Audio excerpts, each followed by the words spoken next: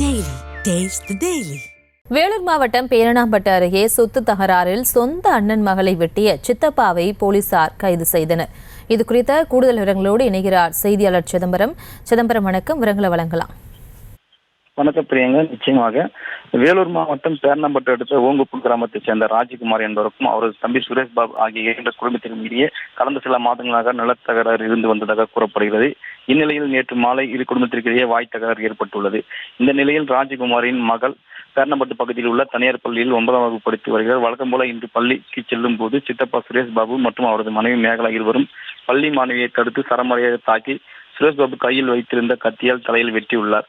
பெண்ணின் அலறு சத்தம் கேட்ட அக்கம் பக்கத்தினர் பள்ளி மாணவியை மீட்டு பேரணாம்பட்டு அரசு மருத்துவமனையில் சிகிச்சையாக அனுமதித்தனர்.